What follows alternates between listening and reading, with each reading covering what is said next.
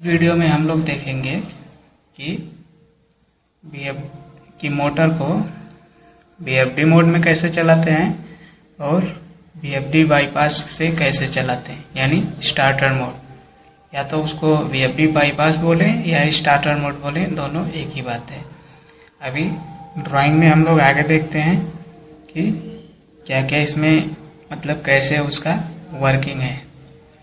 तो इधर दिया है सिंगल पोल MCB यानी कि SPMCB, ये आपका SW1 यानी सिलेक्टर स्विच है। ये VFD, इसका एक सिरा VFD पे जाएगा और दूसरा स्टार्टर पे।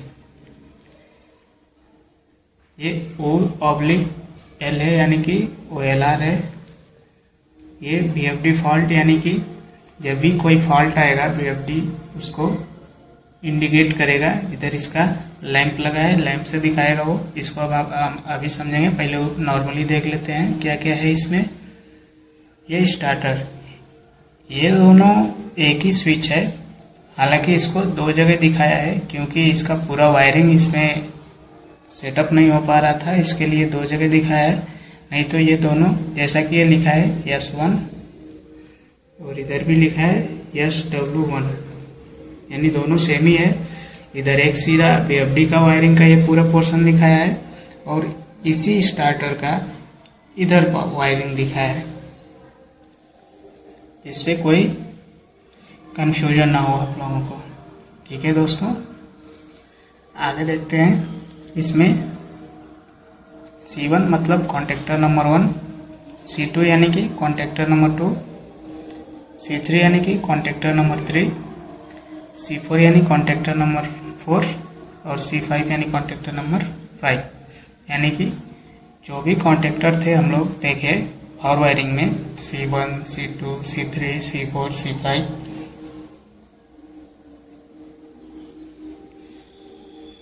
वो सब कॉन्टेक्टर है जिसको C1, C2, C3, C4, C5 से इंडिकेट किया इधर।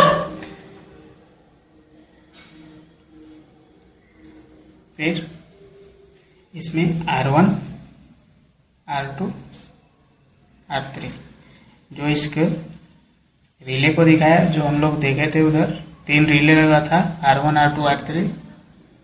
इसमें एक टाइमर लगेगा जिसको T से दिखाया है। बाकी एक स्टॉप, एक स्टार्ट पुश बटन लगेगा।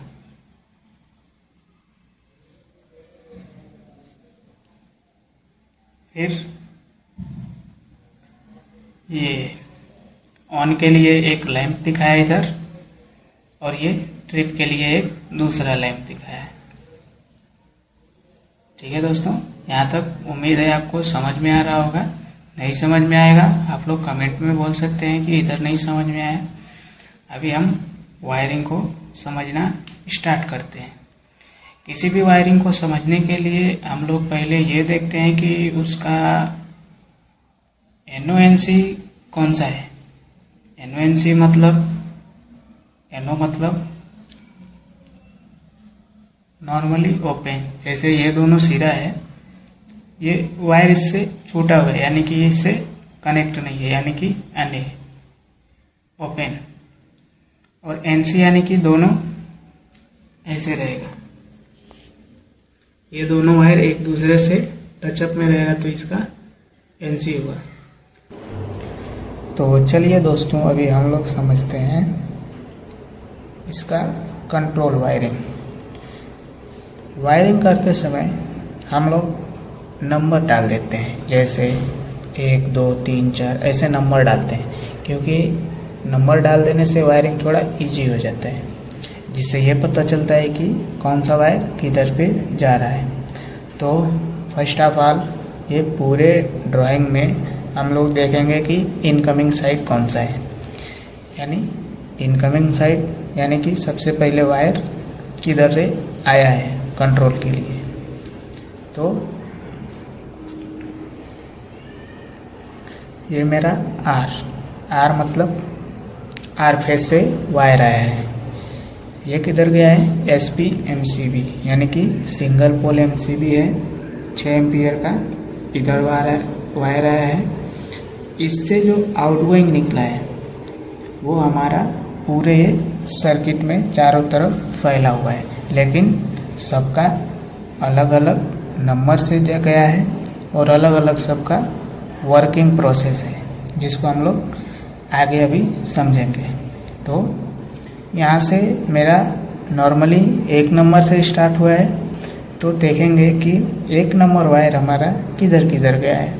यानी जब हम लोग वायरिंग करेंगे तो एक वायर को सिंगल पोल एमसीबी में डालेंगे इनकमिंग में, और उसके सिंगल पोल एमसीबी के आउटगोइंग से जो वायर निकालेंगे उसमें 1 नंबर डालेंगे, और उस वायर को कहाँ कहाँ पर ले जाएंगे उसको देखते हैं। तो सिंगल पोल एमसीबी से आउटगोइंग जो निकाल रहे हैं वायर वो 1 नंबर रहेगा। वो किधर जा रहा है, सेलेक्टर स्विच के कॉमन में जा रहा है। इधर O/R लिखा है, मतलब कि ओवरलोड है। फिर यही वायर BFD फॉल्ट यानी कि BFD फॉल्ट के कॉमन में गया है।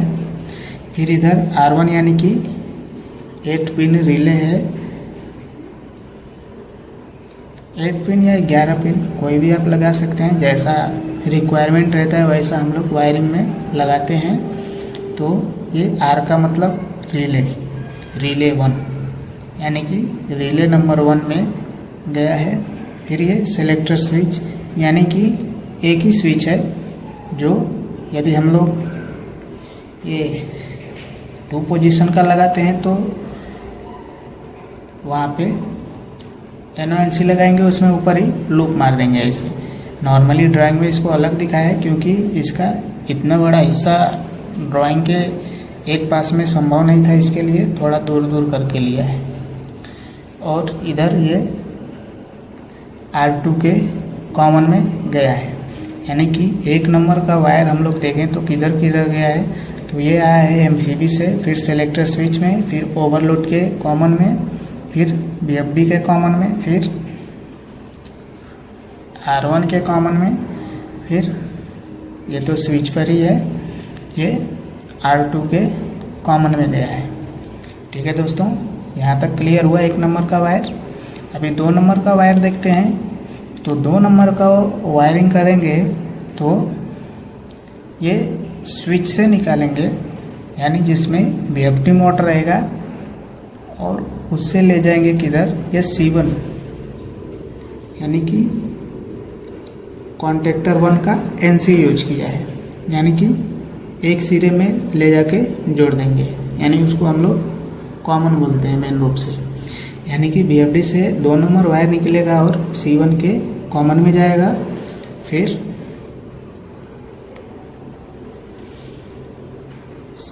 C1 के NC से वायर निकलेगा, वो C2 के कॉमन में जाएगा, वो वायर नंबर 4 है। और फिर वायर नंबर 5 देखेंगे तो हम लोग ये दिखाया है कि C2 के NC से निकल के C4 के NO के कॉमन में गया है, और ये C4 के कॉइल में और C5 के कॉइल में भी गया है। यानी कि 5 नंबर वायर मेरा कॉन्टेक्टर 2 के NC से निकल के कॉन्टेक्टर 4 के NO के कॉमन पॉइंट पे गया है, और ये उसी 4 नंबर कॉन्टेक्टर का और 5 नंबर कॉन्टेक्टर के कॉइल में गया है 5 नंबर वायर।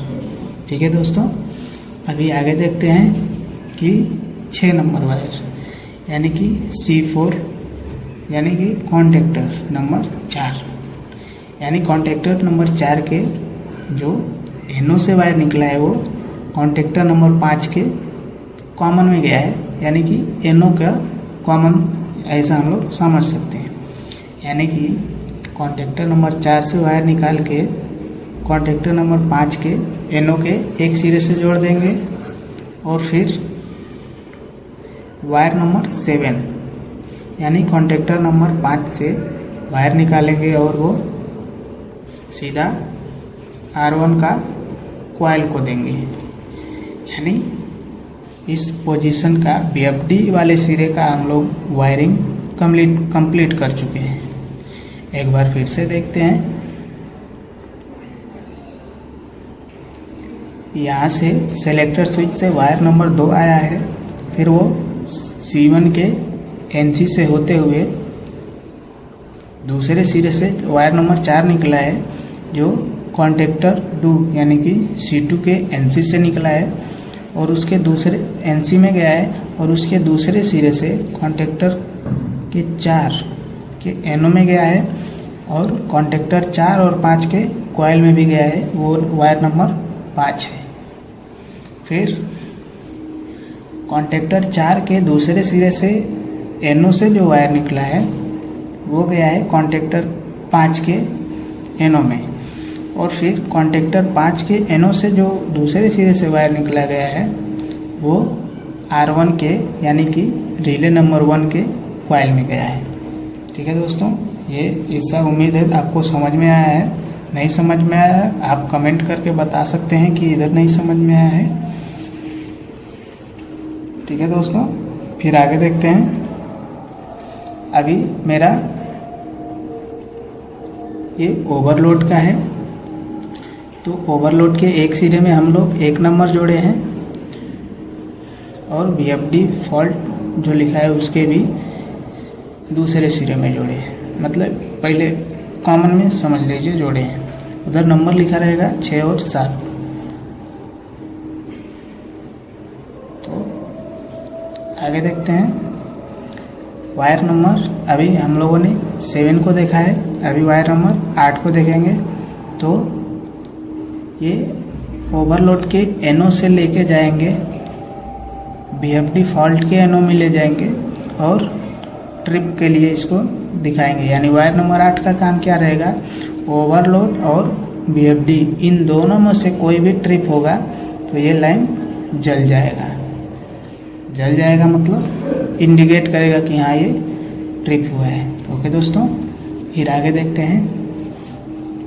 तो वायर नंबर 10, वायर नंबर 10 देखते हैं, जो R1 के NO से निकला है और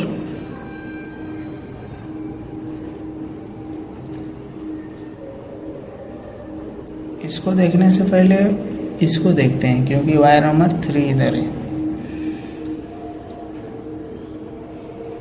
अभी ये यही वाला स्विच है सेलेक्टर स्विच, लेकिन ये इतना मतलब इसका इतना ज़्यादा वायरिंग दिया है जो इसके पास में संभव नहीं था, इसके लिए इसने अलग दिखा दिया, नहीं तो ये दोनों सेम ही है।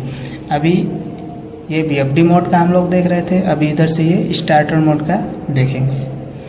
तो स्टार्टर मोड का देखने के लिए क्या करेंगे, अभी इधर फोकस करते हैं। तो ये इसके NO से एक वायर निकलेगा जो ओवरलोड में जाएगा, ओवरलोड के NC वाले पॉइंट में जाएगा, ये वायर नंबर 3 रहेगा। और ओवरलोड के जो NC के दूसरे सिरे से वायर निकलेगा वो R1 के NC के एक पॉइंट में जाएगा, वो वायर नंबर 13 रहेगा। और फिर जो R1 के और ये R1 के यानी कि 10 नंबर वायर रहेगा, वो R1 के कॉइल में रहेगा, R1 के कॉमन में रहेगा और वही वायर जाएगा ये स्टॉप पे, यानी स्टॉप पुश बटन पे जाएगा। यानी इसका वायरिंग हम लोग कैसे करेंगे कि 10 नंबर वायर लेंगे, उसको स्टॉप पुश बटन पे ले जाके और R1 के कॉमन में ले जाके छोड़ देंगे। ठीक है दोस्तों, फिर आगे देखते हैं। वायर नंबर 11 यानी कि स्टार्ट के NC से जो दूसरे सिरे से वायर ले जाएंगे वो स्टार्ट पुश बटन के NO के एक सिरे में जोड़ देंगे और साथ ही साथ R1 के NO के एक सिरे में जोड़ देंगे। ये ऐसा इसलिए करते हैं क्योंकि ये होल्डिंग माना जाता है, R2 को होल्डिंग कराया है। ठीक है दोस्तों, आगे देखते हैं। ये वायर नंबर 11 है जो R1 के NO के एक पॉइंट में गया है और स्टार्ट पुश बटन के एक पॉइंट में गया है, मतलब NO के एक सिरे में गया है। अभी वायर नंबर 12 क्या किया है, R2 के NO के दूसरे सिरे से निकाला है और स्टार्ट पुश बटन के दूसरे सिरे से निकाला है। यानी कि वायर नंबर 12 को क्या करेगा कि R2 के NO से निकालेगा और स्टार्ट में ले जाएगा और स्टार्ट से फिर वायर निकालेगा तो ये R2 के कॉइल में देगा और फिर R2 के कॉइल से जो वायर निकालेगा वो ले जाके देगा सीधे लैंप को। ठीक है दोस्तों, उम्मीद है यहाँ तक वीडियो समझ में आया है। यदि कोई प्रॉब्लम है तो आप कमेंट में पूछ सकते हैं। एक बार फिर से ये अभी BFD का देख लिए, अभी स्टार्टर का देखते हैं। तो वायर नंबर 3 ये उस सेलेक्टर स्विच से NO से निकला है, फिर वो NC में गया है ओवरलोड के। अभी ओवरलोड के NC के दूसरे सिरे से 13 नंबर वायर निकला है जो R1 के NC पॉइंट के पहले सिरे में गया है। अभी R1 के पहले से दूसरे सिरे से जो R1 के NC के दूसरे सिरे से जो वायर निकला है वो R1 के NO के दूसरे सिरे में गया है, साथ ही साथ स्टार्ट पुश बटन के NC के पहले सिरे में गया है। ये NC का सिंबल है। अभी 11 number wire start push button के NC से दूसरे सिरे से निकल के स्टार्ट पुश बटन के NO के पहले सिरे में जोड़ दिया है और साथ ही साथ R2 के NO के एक पॉइंट में जोड़ा है। ठीक है दोस्तों, फिर वायर नंबर 12 क्या किया है, R2 के दूसरे सिरे से जोड़ा है, NO के दूसरे सिरे से और स्टार्ट पुश बटन के दूसरे सिरे में जोड़ा है, फिर R2 के कॉइल में दिया है। उसके बाद ये लैंप को दिया है जो ये ऑन इंडिकेट करेगा कि ये R2 रिले अभी एनर्जाइड हुआ है, मतलब ये ऑन हुआ है। R2 को ऑन करने के लिए ये दिया है। उम्मीद है कि यहाँ तक वीडियो में कोई दिक्कत नहीं हुआ होगा आपको।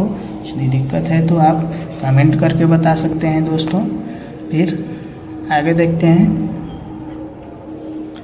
ये क्रॉस मारा है, मतलब कि वायरिंग में इसका यूज नहीं किया है, इसके लिए ये क्रॉस मारा है। नहीं तो इसको भी मैं बता देता आपको, ज़्यादा कुछ नहीं है वो। फिर ये R2 के NO से 14 नंबर वायर निकाला है जो R1 के NO के एक सिरे में गया है और R1 के NC के एक सिरे में गया है। यानी कि हमारा जो 14 नंबर वायर है वो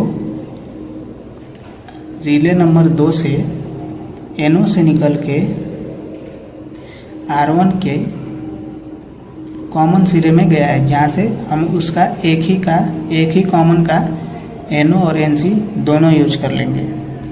अभी R1 का एक सिरा यूज करेंगे, जिसको 15 नंबर वायर से वायरिंग करेंगे तो क्या होगा, ये R1 के NO के दूसरे सिरे से निकल के R3 के कॉइल में जाएगा। यानी कि R3 का कॉइल 15 नंबर में से आएगा, यानी 15 नंबर का वायर R3 के कॉइल में जाएगा और फिर ये इधर एक 2 एम्पियर का फ्यूज लगा देंगे, उसके एक सिरे में जाएगा। यहाँ तक 15 नंबर वायर है, R3 के कॉइल में गया और फ्यूज के एक सिरे में गया। अभी फ्यूज के दूसरे सिरे से वायर निकालेंगे और ये फैन का सिंबल है, नीचे लिखा हुआ है, तो ये फैन को डायरेक्ट दे देंगे फेस, और ये नीचे से जो सिरा है ये न्यूट्रल है। ओके दोस्तों, उम्मीद है यहाँ तक समझ में आया। अभी वायर नंबर 17 को देखते हैं। तो रिले का NC जो है, NC का दूसरे सिरे से 17 नंबर वायर आया है। अभी 17 नंबर वायर किधर किधर गया है उसको भी देख लेते हैं दोस्तों। तो 17 नंबर वायर C1 के कॉइल में गया है। फिर T मतलब मैंने आपको बताया पहले, T मतलब टाइमर है, और ये T मतलब ये भी टाइमर ही है, और ये एक ही है। यानी कि 17 नंबर वायर कॉन्टेक्टर नंबर 1, यानी इसको हमने मेन देखा था पावर वायरिंग में, तो मेन में जाएगा। फिर ये टाइमर के कॉमन में जाएगा, कॉमन में फिर टाइमर के कॉइल में जाएगा। ठीक है दोस्तों, उम्मीद है यहाँ तक वीडियो में कोई दिक्कत नहीं होगा आपको। ठीक है दोस्तों, फिर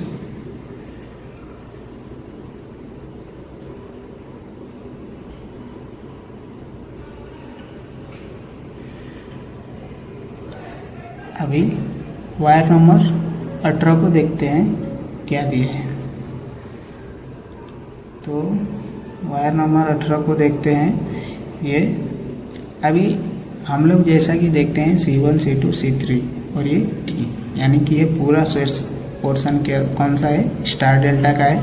तो स्टार डेल्टा का वायरिंग जिसको आता होगा वो तो आराम से इसको समझ लेगा, जिसको नहीं समझ में आ रहा है उसके लिए मैं फिर से बता दे रहा हूँ एक बार।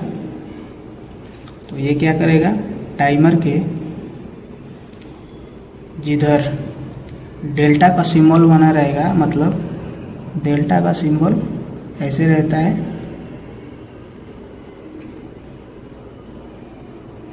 तो उस वाले नंबर में 18 नंबर ले जाएगा, और 18 नंबर का वायर C3 मतलब स्टार वाले यानी कॉन्टेक्टर नंबर 3 के NC के एक सिरे में जोड़ेगा। ये NC है, इसका एक सिरा जोड़ेगा, और दूसरे सिरे से 19 नंबर वायर निकाल के ये C2 के कॉइल यानी कॉन्टेक्टर नंबर 2 के कॉइल में दे देगा। ठीक है दोस्तों, यहाँ तक उम्मीद है कि वीडियो आपको समझ में आया होगा। फिर ये टाइमर यानी कि ये स्टार का सिंबल ऐसा ही होगा टाइमर के ऊपर।